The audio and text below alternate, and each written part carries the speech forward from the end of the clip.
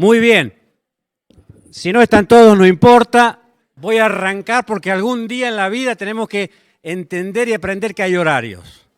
Bueno, en primer lugar, este es mi perfil. El otro no lo muestro porque tal vez no es tan... Nada, para distender un poco la cosa. Me llamo Samuel, para los que no me conocen. Hace muchos años que me fui de Neuquén, pero sigo siendo de Neuquén. Entonces, cada tanto, para no olvidarme, escucho a los hermanos Verbel. A los hermanos Verbel, que es más o menos como Jiménez Agüero de Santa Cruz.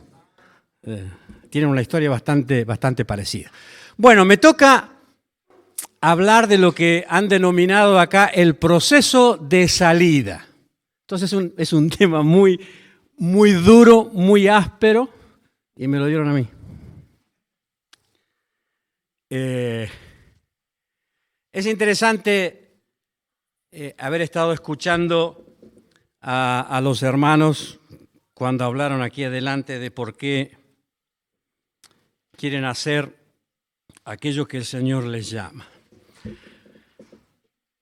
En primer lugar, quiero decir que tal vez de lo que yo les voy a hablar en esta mañana, muchos pueden pensar que es una cuestión meramente administrativa, burocrática o simplemente humana. Al punto de que puede haber quienes crean que ni siquiera es espiritual. Lo que quiero decirles es que lo que vamos a hablar es altamente espiritual. ¿Por qué es altamente espiritual? Porque estamos tratando asuntos espirituales que merecen ser tratados de manera espiritual, con valores espirituales y por personas espirituales. ¿Se entiende hasta acá? ¿O quieren que aclare algo de esta introducción?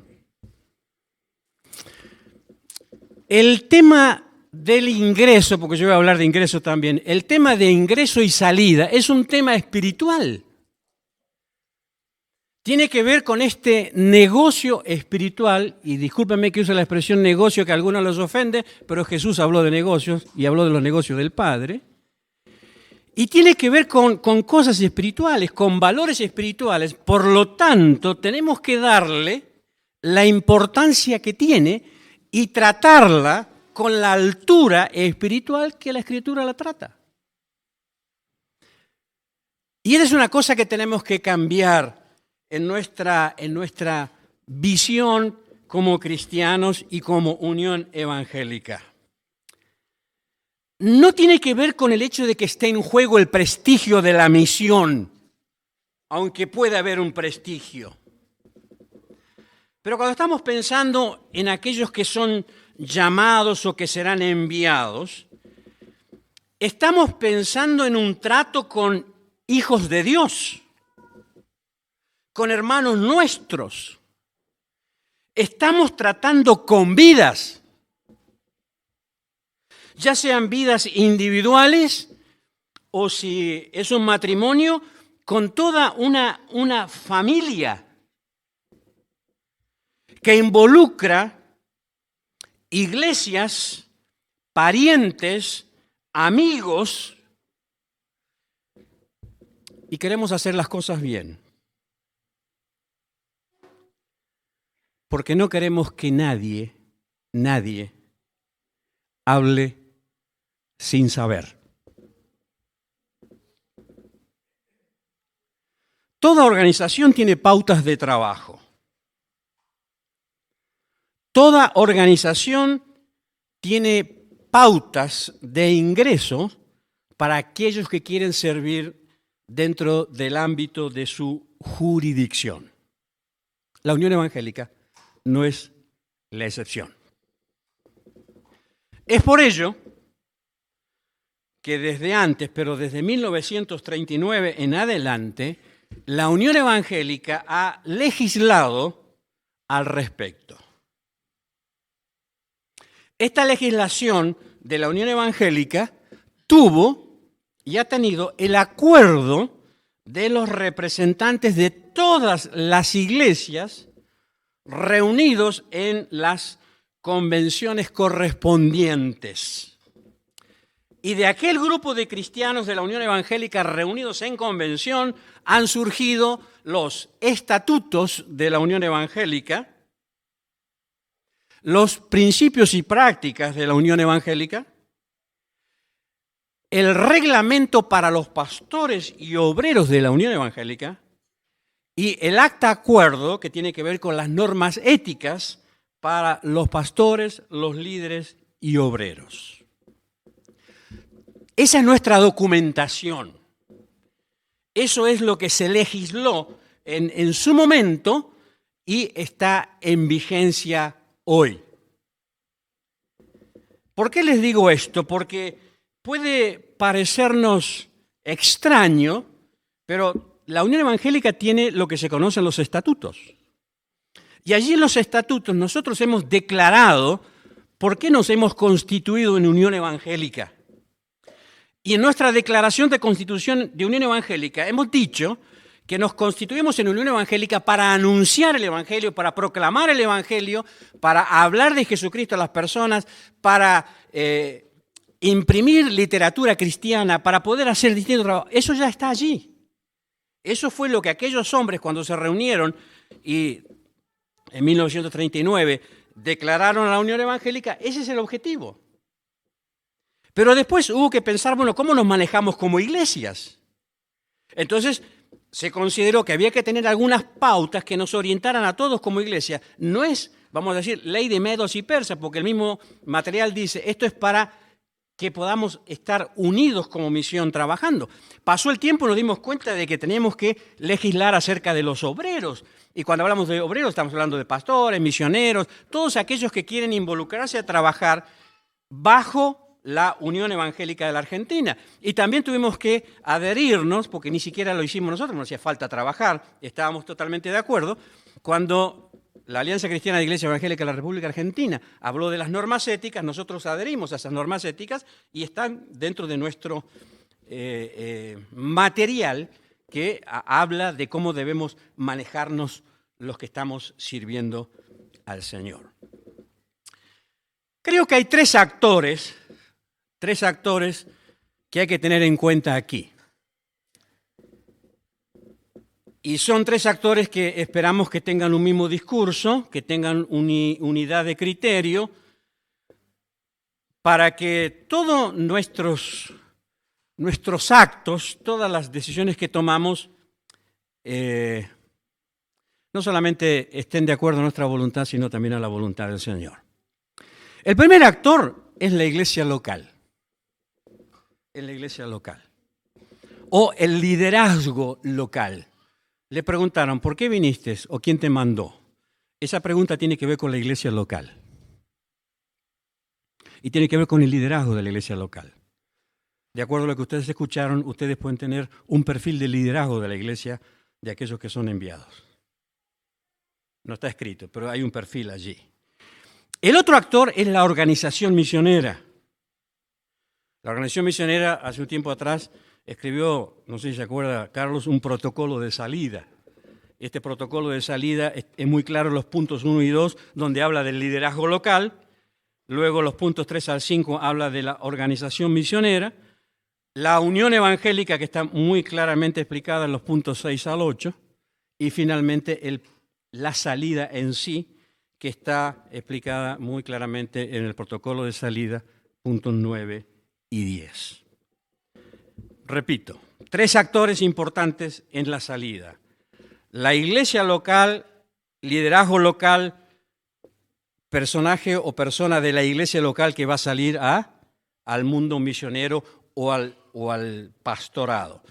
Si es el mundo misionero, la organización misionera de la Unión, la OMU, y la Unión Evangélica de la Argentina. Entonces ahora quiero expresarles un poco nuestra visión como Unión Evangélica. ¿Qué es lo que nosotros pretendemos?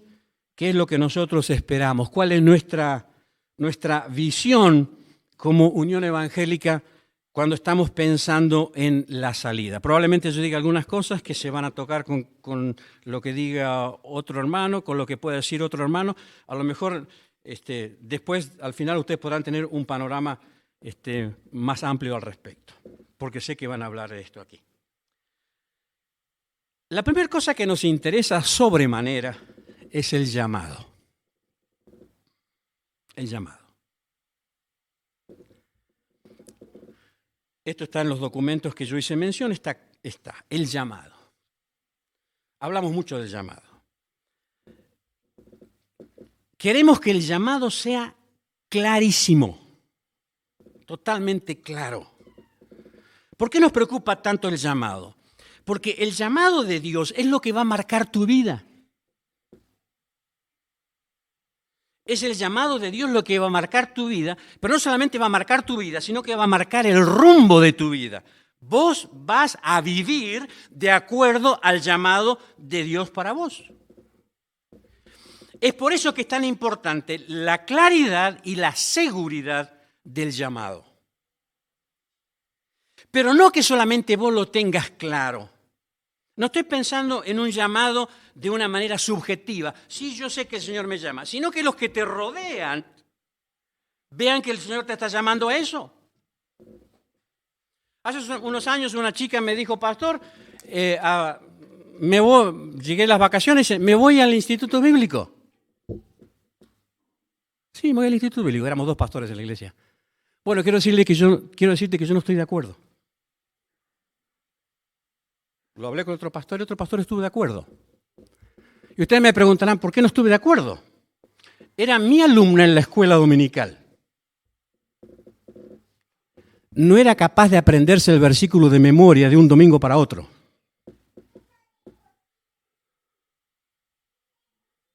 Y se iba a meter con los libros. Digo, no estás preparada para eso. Eso me generó un desacuerdo con el otro pastor. Pero lo más triste es que esta chica se fue al instituto y en las vacaciones de invierno decidió no regresar. Pero peor aún, ni siquiera volvió a la iglesia. Y la ciudad donde estábamos se fue a otro lugar. En criollo, hermano, no tenía uña para guitarrero. ¿Y eso quién lo sabe? ¿Quién lo ve eso? ¿Quién lo ve? ¿Quién lo sabe? Los que te rodean. La iglesia donde estás, tus líderes. Queremos tener mucha claridad al respecto nosotros y queremos que el futuro enviado también la tenga muy en claro.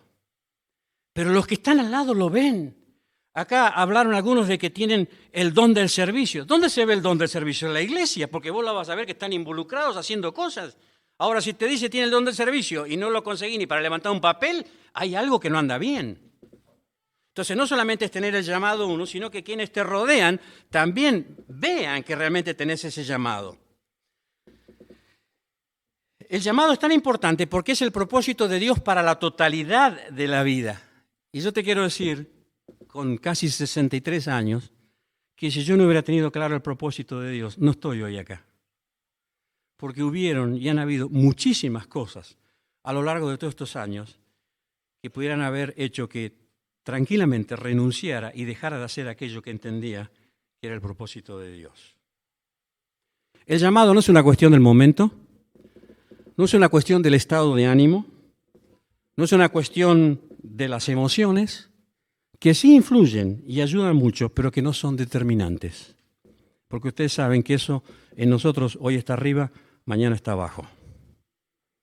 Lo que sí permanece es el llamado de Dios. Y una de las cosas que como Unión Evangélica vamos a estar muy atentos y vamos a hacer mucha énfasis y vamos a examinar muchísimo lo que tiene que ver con el llamado de Dios. Para ello vamos a solicitar referencias. Por ejemplo, referencias ministeriales. Queremos saber cuáles son los ministerios o servicios que ha llevado o está llevando a cabo en la iglesia. Queremos que el liderazgo de la iglesia nos informe qué ministerios está llevando adelante. Porque esperamos que las iglesias locales sean iglesias que no se ocupan en entretener, sino en formar. Que sean iglesias que no se ocupan en entretener, sino en formar. Especial a aquellos que están sintiendo el llamado de parte de Dios. Hay iglesias que a los que sienten el llamado de Dios los apoyan, pero no los forman. No los han formado. ¿Por qué es tan importante la formación? Nosotros nos identificamos con quienes nos forman. ¿Qué hacemos nosotros? Se los enviamos a otros para que los formen. ¿Qué sucede? Se identifican con sus formadores, que terminan siendo sus enviadores. Y a algunos ni siquiera se les pasa por la cabeza de volver a sus iglesias para colaborar o servir, porque la iglesia no los formó. Hermanos que hablaron de que les gusta trabajar con los niños, ¿qué formación tenés para trabajar con los niños? ¿Qué preparación has estado tomando para trabajar con los niños? ¿Qué hizo tu iglesia para que ese que vos considerás que es tu don lo hagas cada vez mejor? ¿Qué hizo tu iglesia? ¿Te preparó? ¿Te formó o hizo lo que hacemos nosotros? Anda a hacer aquello y hazlo como puedas.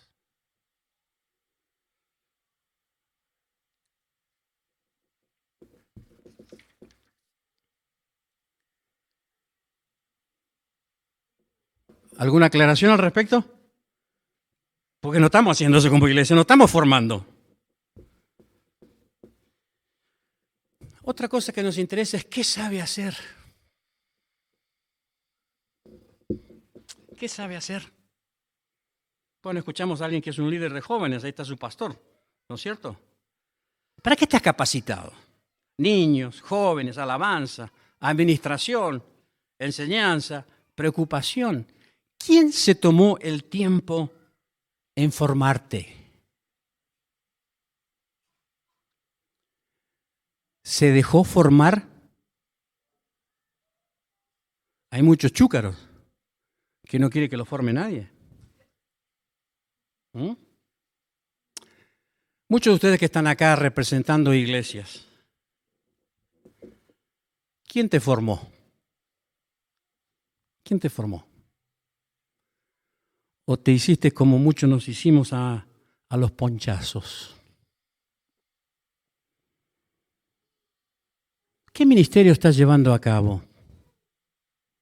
¿Pero hay resultado de eso?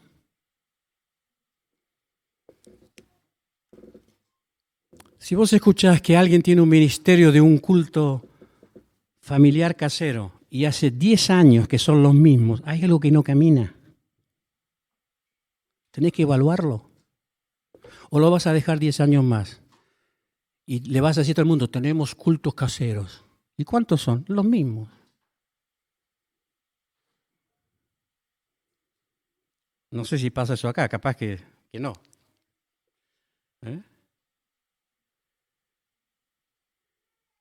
En todo lo que estamos haciendo cada uno de nosotros, hay resultados. Le queremos preguntar al pastor. Cuando el pastor nos diga trabajo con los jóvenes, queremos decirle cuáles son los resultados del trabajo con los jóvenes. Los jóvenes crecieron, hay más jóvenes, hay jóvenes que tienen más ganas de servir al Señor, o está lo mismo, o le dimos que maneje el grupo de jóvenes y lo volcó.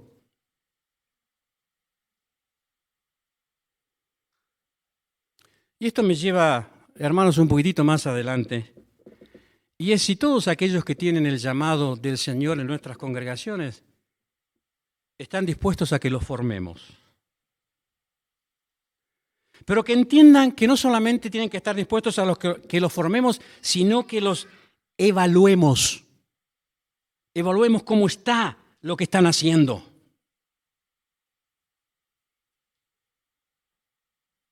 A veces Tal vez lo voy a decir un poquito más adelante, pero a veces cuando le pedimos la referencia de los pastores nos brindan referencias voluntaristas, indolentes a veces, y no se quieren comprometer diciendo, no, este no sirve.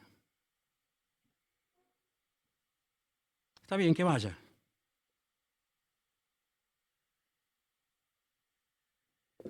Aceptás órdenes. Trabajás en la iglesia, estás en un ministerio, el liderazgo de la iglesia te dice, mirá, tenemos que hacer esto acá y tenés que hacerlo de esta manera. ¿Estás dispuesto a aceptar? ¿Estás dispuesto a acatar las órdenes? ¿Estás dispuesto a aceptar la corrección? ¿O sos un freelance, un espíritu libre? Hago lo que quiero, a mí no me controla nadie, no le doy cuentas a nadie. ¿Estás dispuesto a trabajar bajo autoridad y en sujeción según los parámetros de las Escrituras? Y quiero animarte que vayas a las Escrituras. En las Escrituras no hay freelance, en las Escrituras no hay espíritus libres.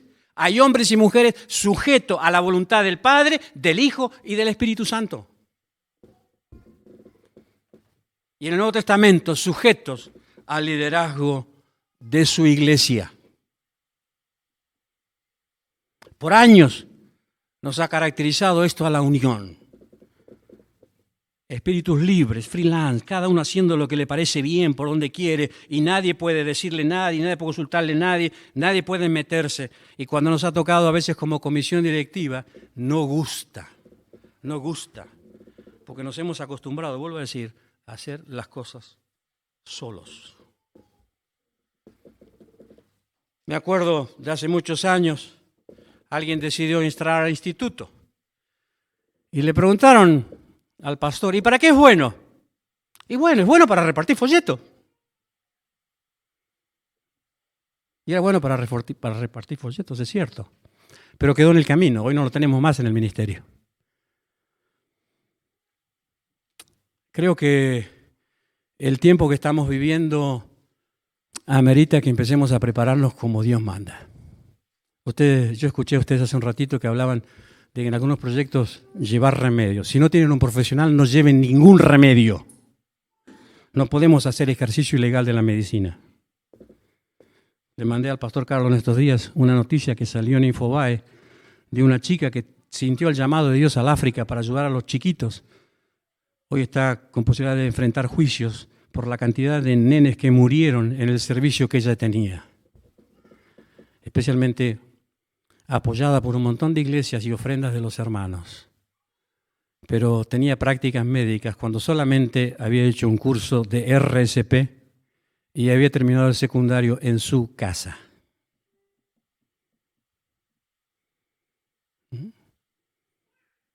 Es como le decía el hermano que está filmando.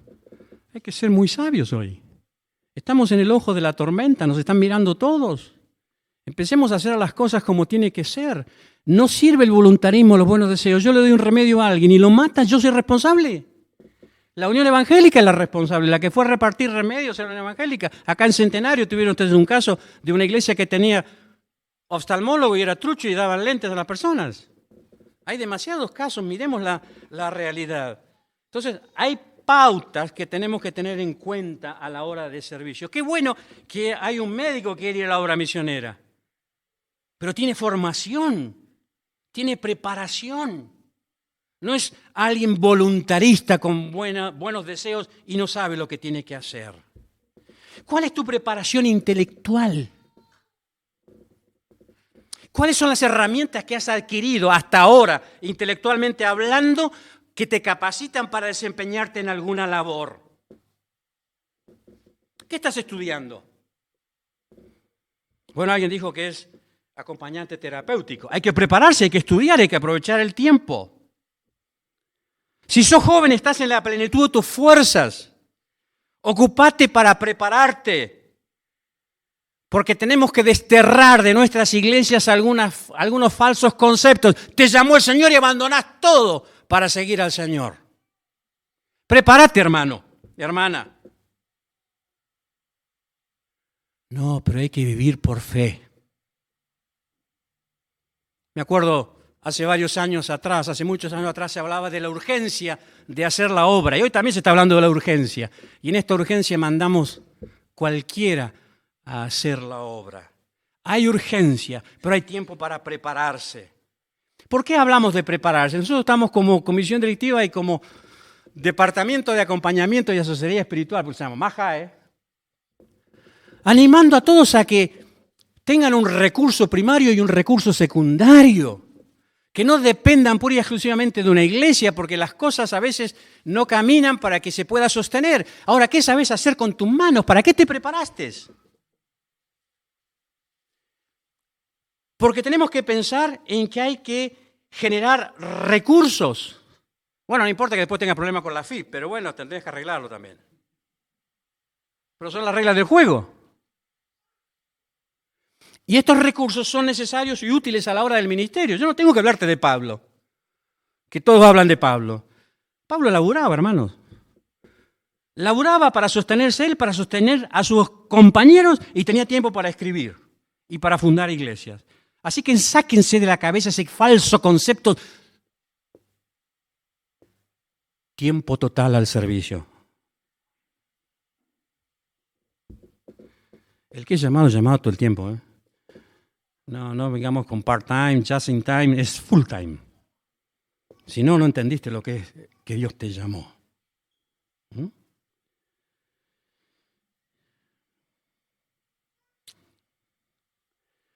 Hermanos, si durante tus años en los que tenías capacidades fuiste negligente para prepararte para la vida, ¿quién nos garantiza que no vas a ser negligente en el ministerio?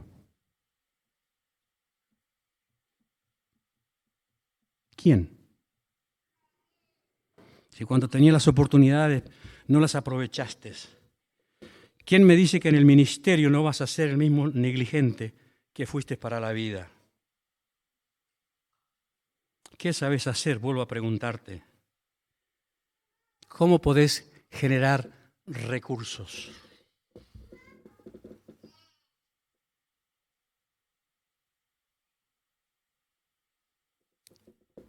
Quiero decirte que antes que siervo, antes que ministro, antes que el nombre que quieras colocarle, a los ojos de Dios, sos un hombre o una mujer que tiene que poder valerse por sí mismo, que no es una carga a nadie. Y si has formado una familia, entonces antes que ministro o el nombre que quieras darles, sos esposo, sos padre o madre, y esa es tu responsabilidad primaria. Si decidiste formar un hogar, sos responsable. Por más que tenés el llamado de Dios, no es responsable la iglesia, no es responsable la OMU y no es responsable la UEA. De una buena vez tenemos que dejar de trasladar responsabilidades. Hubo tiempos en los que no solamente me mantuve a mí mismo, sino que mantuve la iglesia. Hubo tiempos en los que le dije a la congregación, como no tiene tantos recursos, no me den lo que corresponde, denme menos y una parte déjenla para que cumplamos y cobramos todo lo que necesitamos como unión evangélica. Mandé a mis hijos a la escuela, les di la educación, no eran diferentes a los demás chicos. No teníamos que andar mendigando un par de zapatillas, un par de pantalones. Le teníamos que andar rogando y llorando desde el púlpito lo mal que estamos. Porque Dios me dio 2 manos para trabajar. Si hace falta hoy lo hago. Tengo clientes que todavía me llaman. Después es fácil hablar y escuchamos, y se los digo con dolor. Abandonan a los obreros.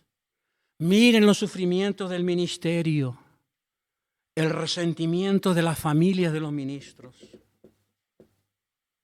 Nadie mira la actitud negligente de prepararse para la vida.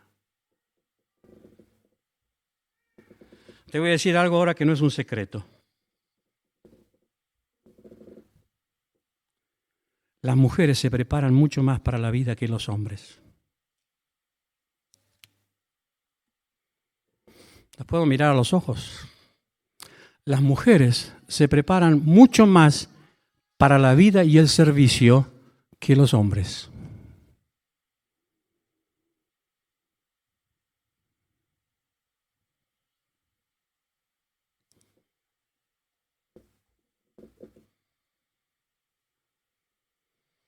Muchos hombres hoy pueden continuar con sus ministerios. No estamos evaluando resultados, estamos diciendo pueden continuar con su ministerio porque son sus esposas las que sostienen el hogar gracias a la preparación. Y en muchos casos son las mujeres las que llevan adelante el ministerio. Discúlpame la crudeza. Pero no puede ser que después de 30 años un pastor venga y nos diga, si me tengo que ir de la iglesia, no sé qué hacer.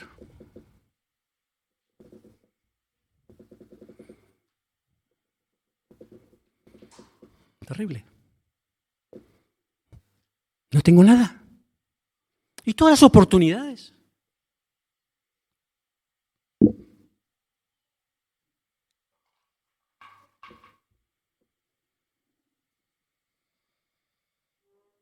Queremos saber que aquellos que quieren servir al Señor son personas que han trabajado en su iglesia, que los trabajos en sus congregaciones son comprobables.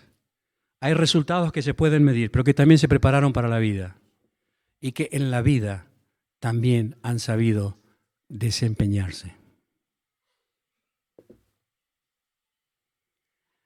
Para que no quede una mala impresión, porque a lo mejor puede quedar una mala impresión, quiero decirles que con aquellos que tienen el llamado y que sabemos que el Señor los ha llamado y este llamado es comprobable, nosotros vamos a ocuparnos también de ellos y vamos a trabajar para que tengan los recursos que necesitan para llevar la misión adelante. ¿Entiende esto? Pero ¿saben qué? No es nada alentador, no es movilizador proveer recursos y ver que estos recursos no se usan y ni se aprovechan como deben ser.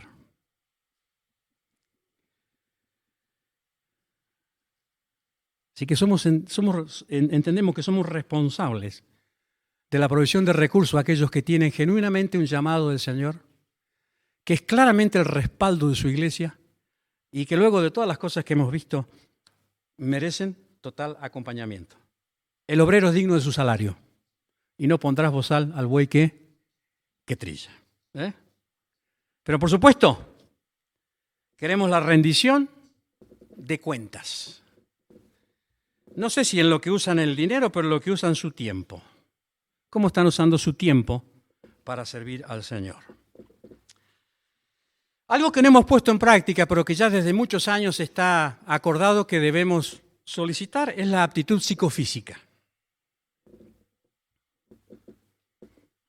Yo sé que a veces cuando estamos hablando de cosas espirituales, esto es muy de mundo. Bueno, ustedes no saben con las cosas que nos encontramos después. Y que nos decimos a nosotros mismos, ¿por qué no hicimos las consultas pertinentes? Para que por lo menos nos hubieran orientado y nos hubieran dicho, mirá, este matrimonio quiere servir al Señor, pero sabe que no se llevan muy bien entre ellos.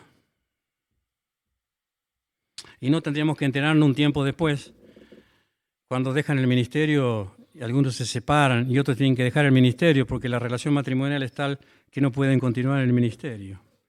Y son cosas que los profesionales con algunos trabajos que ellos hacen nos podrían haber dicho, mire, trabajen, tal vez no para decir no sirven, pero para así decir presten atención, acá necesitan una pastoral en el matrimonio, acá necesitan unos referentes, acá necesitan ordenar estas cosas, para tenerlas como advertencia. Así que queremos decirles que estas son las cosas que vamos a implementar sí o sí. para que nos muestre realidades que a simple vista no se ven. Y menos mal que no tuvieron que hacerlas con nosotros. Pero bueno, hemos aprendido de eso, ¿no es cierto?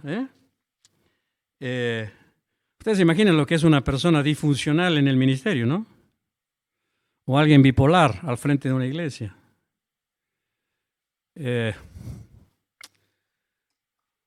Esto no es, o alguien que no tiene los patitos en línea. O la cancha es demasiado grande y le faltan jugadores, ¿no es cierto? Es compleja la cosa, es complejo. Porque somos humanos, tenemos las mismas realidades que tienen todos los demás. O personas que usted tiene en su congregación y usted lo tiene en el liderazgo y tiene que toda la semana estar porque se pinchan de nada, se deprimen de nada. ¿No le pasa eso?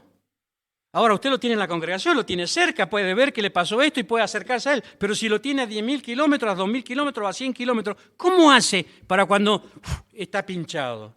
Y encima que tenemos una cosmovisión no evangélica, pero pseudo-evangélica, donde no tenemos que decir nada como nos sentimos. Entonces no nos decimos a nadie que estamos mal, porque no sea cosa que nos miren de otra manera. ¿Entienden ustedes? Después voy a decir alguna otra cosa con respecto a esto, ¿no es cierto?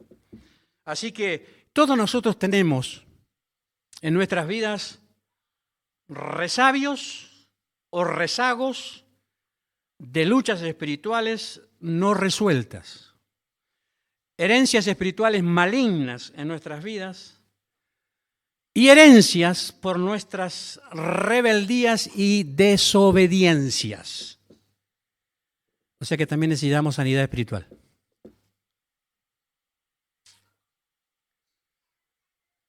¿Alguna aclaracioncita sobre eso? Si yo en mi vida he experimentado rechazo y no he trabajado sobre el rechazo y salgo al ministerio, ¿cómo manejo el rechazo en el ministerio? Ayer veníamos charlando con Elsa al respecto. Y yo le digo, después de contarme todo un trabajo con las mujeres sobre el rechazo, ¿y cuáles son tus rechazos? ¿Cuáles son los rechazos que vos has sentido? Porque yo después te voy a contar lo mío. ¿No? Y si no trabajamos eso, ¿qué pasa? Y es algo que no hemos prestado atención. Hemos prestado atención a un montón de otras cosas, que sea bueno para enseñar, que sea bueno para esto, para aquello, y la vida a veces es un desastre.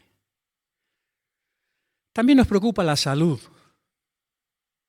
O sea, no es que queremos que los que van a salir sean personas 100% sanas, porque todos tienen alguna enfermedad. A ver, ¿quién en esta mañana no tiene ninguna enfermedad?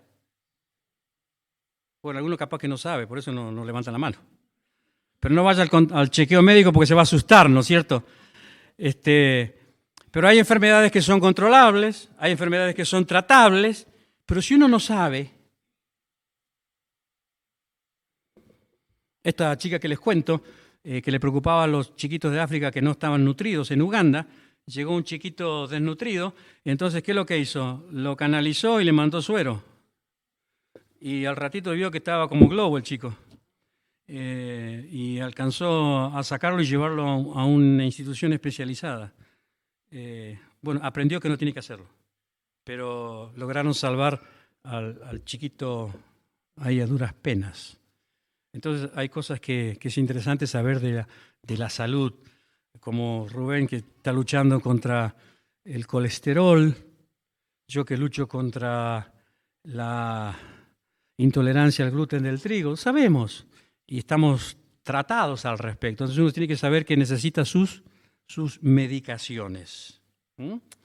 Así que también, yo me acuerdo que cuando yo ingresé a la Unión Evangélica, hasta placa de los pulmones me pidieron, ¿no?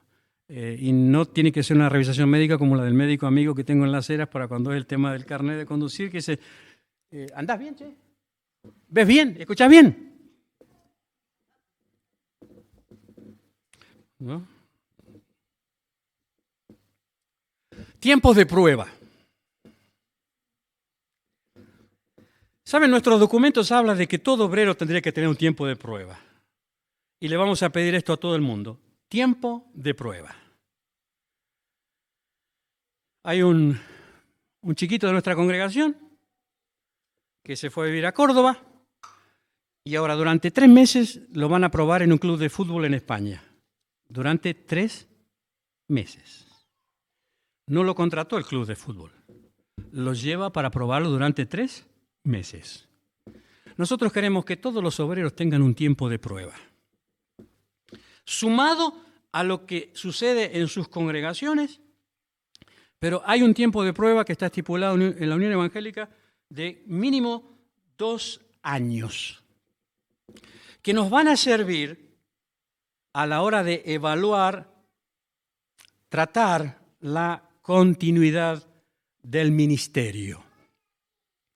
Pero hay algo que tenemos que cambiar, y esto quiero que tomen nota por si nos olvidamos. Cuando pensamos en el tiempo de prueba, agarramos a los que van a estar en el tiempo de prueba y lo mandamos a la iglesia más chiquita, más lejos, solos. Y arreglátela como pueda y como Dios te ayude. Cuando el tiempo de prueba es un tiempo de formación. Y aquí tiene que cambiar nuestra mentalidad. Porque tenemos que mandarlos a iglesias sanas. Congregaciones que estén llevando adelante ministerios para que el pastor y los líderes de esa congregación puedan contribuir a la formación de este candidato. Y tiene que cambiar nuestra visión de los recursos, que como iglesia no es desperdiciar recursos trayendo a alguien que va a continuar y completar su formación. Porque no hay que pensar solamente en el tiempo presente, sino en el futuro de este hermano o de este matrimonio. Yo veo que es muy importante, ha sido muy bueno para mí y para nosotros en la zona el tenerlo a Diego a 80 kilómetros y haber estado trabajando en los tiempos de formación, y me pareció una decisión muy sabia de la comisión directiva en aquel entonces cuando le dijo: necesitamos que vayas a Pico Truncado por 2 años y vas a estar directamente bajo tal pastor. Y ese tiempo fue altamente beneficioso para Diego. Entonces, esto es algo que tiene que cambiar. En la visión de nosotros como líderes de la Unión Evangélica, las iglesias que están caminando medianamente bien, entender que es una inversión estos futuros candidatos, tenerlos 2 años en la iglesia, que contribuyan al trabajo, que aprendan lo que es trabajar en equipo, que el liderazgo de la iglesia los pueda mentorear, los pueda corregir, y que luego de 2 años uno va a tener no solamente de la persona, sino de la iglesia un respaldo que muchas veces hasta ahora no hemos tenido. Noviembre termina el Instituto Bíblico, el próximo fin de semana me dicen andar Regina.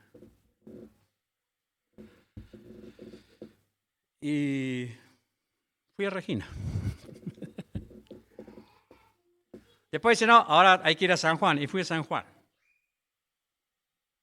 Ahora 31 años en Las Heras. Muy pocos se acercaron para formarme. Muy pocos. Pero finalmente Dios puso a alguien cerca, como yo digo, que abriera camino para mí. Es muy importante el que va abriendo camino para el que viene atrás. Eso no puedo dejar de reconocer nunca en Víctor. ¿Podemos aprender de otros? Sí podemos aprender de otros. Sí podemos aprender de otros. Estamos conectados con Fronteras. Los que están más en el tema lo saben. Pero Frontera quiere que quien trabaje con ellos, fíjense lo que es esto, tenga claridad del llamado. Que esté listo para ir al campo de misión. Que esté listo para trabajar en equipo. ¿Saben cuál es el objetivo? Y ellos lo escriben de esta manera. Objetivo no negociable. plantar iglesias.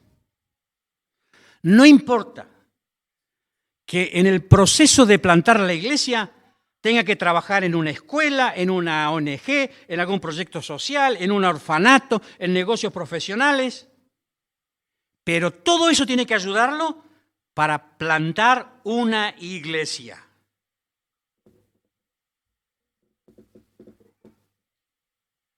Estar dispuesto a trabajar bajo la guía de un líder, al que ellos llaman jefe de equipo.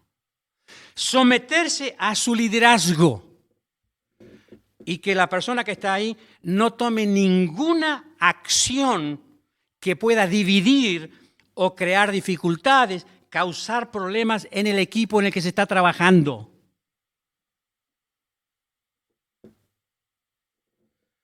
Entonces, cuando yo miré esto, después dije, pero entonces no es irracional lo que pedimos nosotros. Estamos pidiendo cosas dentro de la lógica. Estamos pidiendo que quienes van a trabajar con la Unión Evangélica estén de acuerdo con la Unión Evangélica, se sometan a la Unión Evangélica, se sujeten a la Unión Evangélica, bajo aquellos que son sus líderes. Y cualquier diferencia puede ir a hablarla con el supervisor y tratará por los medios que sea de solucionar eso. Y si no se puede solucionar, recién van a ir a otra instancia. ¿Sabe qué más les pide? Que sean sumisos. ¿Se acuerdan que dije hace un rato? Bajo autoridad y sujeción, de acuerdo a las pautas escriturales, no son los únicos. A su vez, informar mensualmente el desarrollo del trabajo. Quiero decirles que este fin de agosto es la fecha tope para que todas las iglesias de la Unión Evangélica envíen un informe a la comisión directiva de cómo está el desarrollo de la obra en el lugar donde se encuentran. Creo que ya tenemos por lo menos los informes de los principales miembros de comisión directiva para ser presentados. Porque también nos acostumbramos a no rendirle cuenta a nadie. En el campo misionero, en cualquier otro lugar, tenemos que aprender que hay que rendir cuentas. Rendir cuentas. Esto que les acabo de mencionar es parte del acuerdo que hemos firmado con Fronteras, y Frontera tiene todas estas pautas y nosotros hemos acordado que las aceptamos. Entrevistas. Queremos entrevistas que vayan más allá de lo formal, doctrinal o teológico. El objetivo de las entrevistas es entender el llamado en los candidatos, percibir el espíritu o la voluntad de Dios en sus vidas y buscar la voluntad juntos. La hermana hace un rato dijo acá, ya sé dónde tenés que ir vos. Yo no sé dónde tiene que ir. Yo tengo que tener la claridad de Dios primero. Tenemos que buscar la dirección del Espíritu y cuando el Espíritu nos muestre a todos y estemos de acuerdo, lo que le pareció bien al Espíritu Santo nos va a parecer bien a nosotros. No podemos pretender que lo que nos parece bien a nosotros le parezca bien al Espíritu Santo. El proceso es al revés. Así que queremos conocer eso. Tener claridad sobre todas estas cosas para tomar las decisiones más adecuadas en el momento necesario. Estas entrevistas pueden ser con la comisión directiva en su totalidad. Podemos decirle un día, mira, la comisión directiva se reúne, queremos que venga, podemos charlar toda la comisión directiva con él. En otro momento puede el departamento de asesoramiento y acompañamiento pastoral tener una charla con ellos. Sin duda que la OMU también va a tener charlas con ellos. Lo que menos falte es estar hablando y tener todas estas cosas claras. Hemos visto que en los últimos tiempos lo que menos hemos hecho es esto. Pero sí nos hemos sentido en la obligación de tomar decisiones. Y entendemos que la decisión viene después. Por supuesto que quien quiere trabajar bajo la Unión Evangélica tiene que adherir a las creencias de la Unión Evangélica, las creencias centrales o fundamentales de la Unión Evangélica. ¿Queremos caminar juntos? Y tenemos que estar de acuerdo. Entonces sí, allí también va a tener que contestar algunas preguntas. Para ellos hay un formulario y esto será evaluado y revisado por un presbiterio. ¿Vamos claro más o menos hasta ahí? ¿Voy bien con el tiempo? Uy, ¿Me pasé? Perdón. ¿Por qué no me hicieron señas? Yo entiendo esto. Porque ya no tengo más en la congregación los hermanos que me hacían esto. A ustedes no les pasó, pero... ¿no? Sintetizo. Total 5 minutos. Para que el proceso de salida sea natural, primero, solicitud de ingreso, si quiere trabajar con la Unión Evangélica. Si no quiere trabajar con la Unión Evangélica, nada de esto tiene sentido. Pero tendrá sentido lo que la otra... ¿Roma está por ahí? ¿Tuviste que llenar alguna solicitud para trabajar? ¿Con quién vas a trabajar? ¿Te pidieron datos? Bien, gracias. Sé que le dicen Roma, por eso me tomo la libertad de decirle Roma, pero es Romina, ¿no? Entonces, una solicitud de ingreso. Vuelvo a decirle, como esto va a ser manejado con la iglesia local y el liderazgo local y la iglesia va a decir, bueno, ¿quieres trabajar con la Unión Evangélica? Haz tu solicitud de ingreso. Referencias personales y ministeriales, que son las que presentan los candidatos, pero que la Unión Evangélica le puede solicitar a otros de la congregación. No es determinante lo que el candidato presenta. Entrevistas las que hagan falta, tiempo de prueba, aprobación definitiva y una expresión que usó el pastor Carlos, nos juntamos todos, hacemos una fiesta de encomendación y los subimos al avión. Eso es lo que entendemos que debe ser el proceso. El proceso para salir con el respaldo y bajo la cobertura de la Unión Evangélica de la Argentina. Bueno, si algo no se entendió, esperamos después poder aclararlo. Les agradezco que me hayan permitido pasarme de tiempo. Habría muchas cosas más que podríamos decir, pero hay otras que van a surgir de esto mismo. Vuelvo a decirles, queremos que todo el proceso sea un proceso ordenado, en acuerdo con la claridad de todos los actores de que estamos en la voluntad de Dios. ¿Y si no es la voluntad de Dios? ¿Y si no es la voluntad de Dios? Quedémonos tranquilos. El Señor nos va a mostrar cuál es su voluntad. Y aunque en ese momento pudiera parecernos que no es la voluntad de Dios, sigamos buscando al Señor y el Señor nos va a clarificar cuál es su voluntad. Gracias.